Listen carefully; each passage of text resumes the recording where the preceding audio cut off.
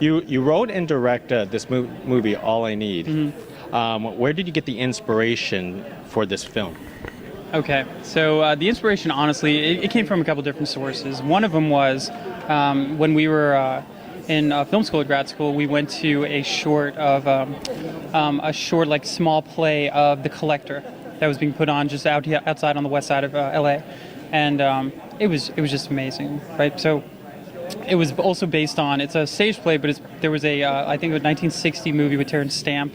So I watched that. It's an incredible movie, and it's all about entitlement and a main character that's just so overwhelmingly wealthy that he just starts collecting and taking whatever he wants. And that just kind of stuck with me for a couple of years. And so when it came time to do thesis and what you were going to do after, one of the ideas I had was, well, what happens not to that guy, but what happens to his kid? What happens when it's a couple of years later?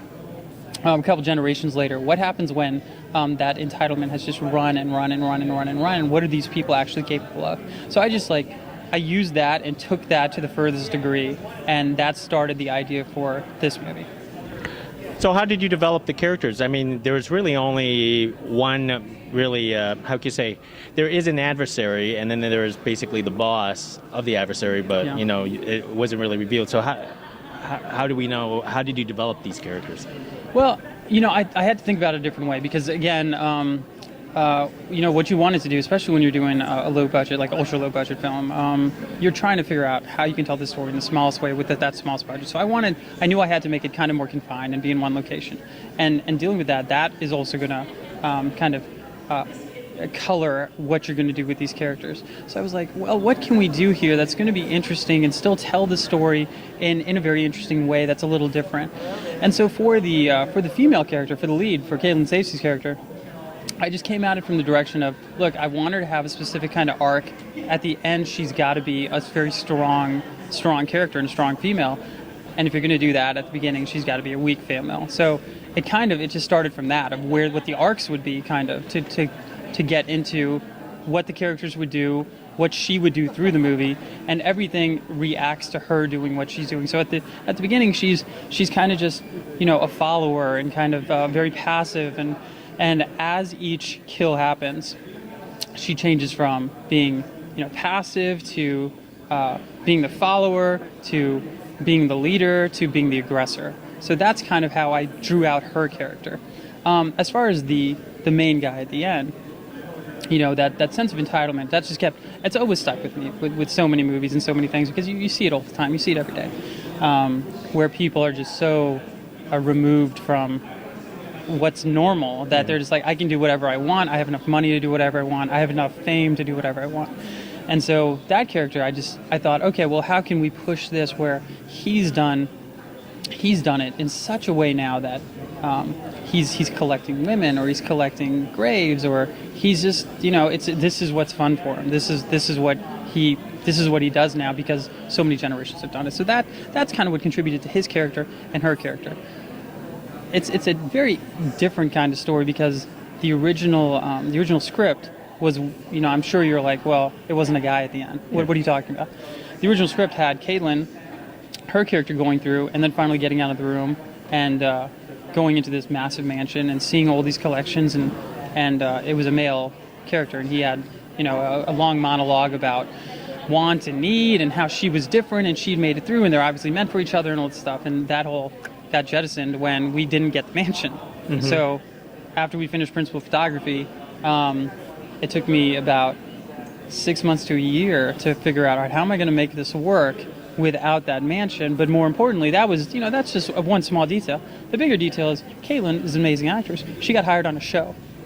She got hired on Rain. So, and she's very good. So she got hired on Rain, and that's it. She never came back. She's out in Canada shooting. She's still shooting, and she's doing a very good job. So then you just have to say, all right, well, I lost Caitlin, and I don't have a mansion. I got to figure something else out here of what we can do, and that's where the B storyline came from. Of let's start going into the character under the mask. What would get him to the point where he's going to do it, and then it just kind of made more sense not to make it a male character at the end. I know this is kind of a weird way of doing it, but it just made more sense to look at it from, okay, well, what if it's another woman, and then you can bring in an older woman who kind of might have not some insecurities, but also some specific feelings about young women and what they're doing with themselves, and maybe that can all tie in a way that still leads to the story being really interesting. So there's really no collection. Oh, no, not anymore. Not anymore. There just isn't. But that was the initial spark. Yeah. That was the initial thing, no. And the mansion wasn't your house either. No. No. That would be something. No, it was not. Now, one of the stark difference for this film is most of the film basically relies upon one room and virtually no dialogue. Yeah. Could you talk about the process for that? Well, I mean, at the beginning, when I was starting to go through it, I thought, the really interesting way to do this was if it was basically a silent film. So that's what I was going for. From the very beginning, the initial script, it ended up being 55 pages. And so, everyone knows, it's usually a page per minute. So that's why it's 90 to 120 pages. And you're like, all right, this is going to time out kind of right. And I'm sitting there with like a 60-page script. And I'm like, oh man, is this going to work? Is this going to be right? Because it just made sense to me. They're trying to be quiet in the room. Like, let's show it with action. Let's show it with what the actors are emoting, rather than put anything into that could be incredibly expositional. Let's see if we don't have to do any of that. And then I had to compare it to other scripts that are also sound much better than mine, like The Artist, but The Artist is like 62 pages. So it's like, all right, this might work. He put pictures in and he changed fonts and all kinds of stuff. So this may work. So, I mean, I thought it would be a very interesting way to tell the story. I thought about it from the perspective of, in that room, if they're trying to be quiet, if someone keeps coming in, they're going to try to make less and less noise. So that's kind of where that came from. Now, as it goes, you have good actors, and you have good actors that can do their job very well. So they're gonna bring into it what they want to bring into it, and they're of course gonna say, Caitlin's basic. So she's gonna say, hey, I really feel like I'm gonna say something right now, and I mean, you would just be, I would have been crazy to say, no, you can't do that. So that's why we have a little bit of dialogue in there until the B story, and then it was, you got to figure out how to do that. There was no way to make that silent, so that's why Andrew's character in the movie, or Marcus's character Andrew in the movie, is all kind of a lot of dialogue and a lot of not exposition, but I feel like it's at least organic, while Caitlin's is really quiet. So I thought at least it contrasted very much with each other. Now, of course, you just didn't have just Caitlin in the room. I mean, you had a bunch of other actresses lying on the floor. I mean, how did you keep them restrained like that for such a long time for film? It was we had a really good team. They got good people together, and a lot of those actresses. We had like Rachel Melvin and Sorrel Carradine and Leah McKendrick, who are very actresses in their own right. They've done a lot of stuff. And Rachel, I think her last thing was Dumb and Dumber 2. They're working, very good actors. And the other girls, they're all up and coming. They wanted they wanted to be in a movie, and it was very big for me not to sexualize anything in the movie. I really wanted to desexualize as much as possible and minimize anything that has to do with making anything look or feel sexy. Now the girls are not wearing very much clothes, but I tried to do angles that weren't going to be seen in that way. I really didn't want it to be that way. And I think, we had all these people come in. We told them what we were doing and what we were trying to do. And the girls were very, they were all good. Everyone was good on set. It was a really good atmosphere. There were a lot of really cool people that just wanted to do it. So it seemed fine. How to, I think I was very, maybe not too much, but I told them what was going on. I was like, this is what we're doing here. This is what's, even more than I think you're probably supposed to do with, someone in that specific role. I just wanted to make sure everyone knew what was going on, and when people know what the plan is, and they're going to feel a little better. They're going to feel like they're a part of everything, rather than get in your underwear and just lay there for whatever. Yeah, you didn't want to just make this into like some kind of B horror movie, right? No. Now you also open it up to the ending, almost like the story continues on. Yeah. So what did you think? Did you think it was him in the mask or not him in the mask? You know what? I kept on replaying that over and over again, and I just couldn't tell whether it was him in the him in the mask or not. It almost looked like it was somebody. It was either him aged or it was entirely someone else different, and I couldn't tell. So you're going to tell me? I can. I mean, I think people should. I think the right answer is I'm supposed to say, whatever you think. I can tell you the right answer. I really wanted to leave it open-ended like that. Of is he taking over? or is someone taking over for him? Is he the first one, or is he? I mean, no matter what, whether it's him in the mask or not him in the mask, once we see the mask off, you see there's a cycle going on. Yeah. Either he's taking over or he's replacing someone. So it's happened before, or it will happen again. Yeah. So at least that much is there.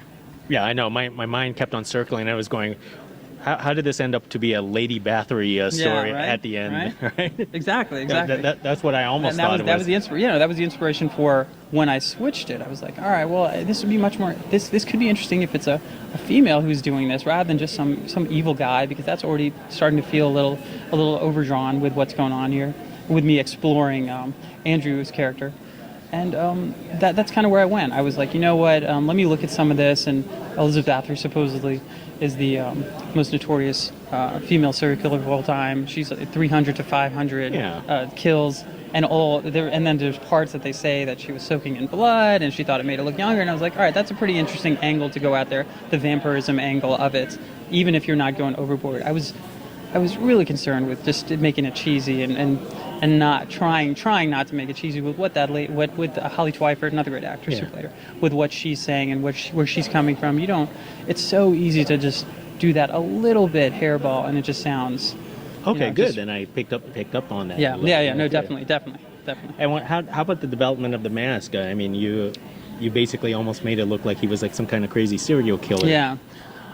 Well, all right. So I think what ended up happening here, this is just a function of, you're doing a lot of research and you're seeing different masks and you're seeing what could work and what couldn't work and what you could like, and I know it's not helpful at all to talk about, well, the original intent and what was the original script.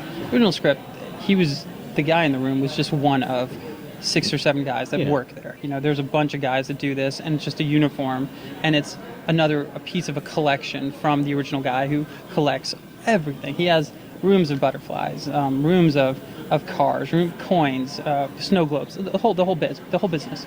And that specific thing I came across in a World War I magazine that showed gas masks from World War I. And I just turned to it and I couldn't stop looking at it or thinking about it. And I was like, all right, we got to make it that. For better or for worse, we got to make it that. Great. So what was the most difficult thing that you had to do in production for yourself? Oh, wow. I mean, it is a low-budget movie, so there were always all these challenges. No, always. Look, the biggest one that happened, the biggest issue that arose was we didn't get that last location.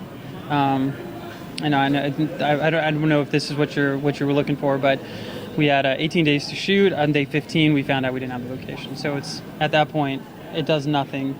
It's out of my control to say, well, I've got 3 more days that I need to be shooting, and we're going to go find a location now. Like, it just didn't happen. So I made sure. I had a little bit of a feeling, because you have to have like your antennas up.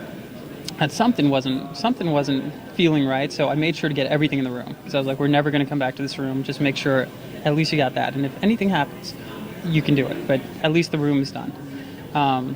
And we went on hiatus. It was over Christmas. We didn't, by the time we got back, it didn't seem like it was going to happen for one reason or another. And then 6 months later in June is when Caitlin, she got the job. Which, again, she's a great actress. So you can never blame an actor for taking an amazing job. And at that point, it was like, all right, well, now we really gotta think of something else. So that was the biggest thing. Like, not only dealing with that, but then trying to figure out, what are you going to do with this story? Like, you've got 70% of a movie, but it's not going to work the way it was. You're never Caitlin's, she's done. So we got to figure something else out. And that's where it took a little while. It took a little while to figure out, should I explore each girl and see how they all got to the room, each girl that dies. Should I explore? And I was like, that throws us way off from the story, and who are you really following then? And we're not doing any background on Caitlin, so it's just going to feel really weird. And I was like, well, maybe we could do more with the main guy. And I was like, well, that's going to feel weird because we haven't met him yet. That doesn't make any sense. And I was like, well, the only other guy that's really in the room is the tormentor, and that would be kind of interesting to see who this person is, but then to do that play where you're like, well, is he the guy in the mask or not? Yeah. Because I think there's moments when people think, oh, he's got to be the guy, and then there's moments where they're like, nah, he can't be the guy. He can't be the guy. So I think that was, once I finally just committed and said, this is what we're going to do, it went very smoothly. But that was a challenge. Yeah, I agree. I kind of wish there was a little bit more backstory. Maybe you'll come up with a comic series or something. So we'll see. I'm writing a comic right now, so after that one, we'll see. Well, that leads me into my last question: is what are your upcoming projects? Another thriller? Yeah, I have a script. It's a war photographer script that I really want to do. It's a thriller. It's like a political thriller that I'm all about. I also I have a. This is a weird one. I wanted this to be my first one, but it's just very hard for people to to really understand what's going on. It's a action horror comedy that starts off as a mockumentary and then changes in the third act to just a straightforward narrative.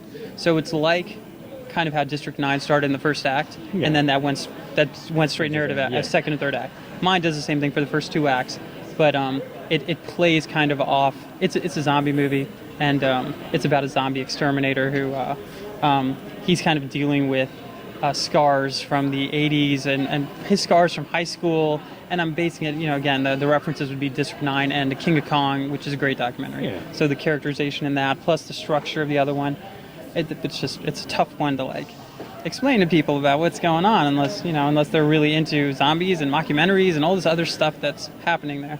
And then I'm writing a comic about it's pretty much zombies, Goonies with zombies. Yeah. It's about a bunch of 12-year-olds who are out there doing the Lord's work. Great. Last question. Finish this sentence. Okay. All I need. All I need is love. Okay, Yeah, there we that go. works, right? That works. Okay, hey, thank you. It's been a pleasure thank you speaking very with you, much. and good luck Appreciate with it. the Thank you, rest of the film festival. Thank you. Thank you. Thank you.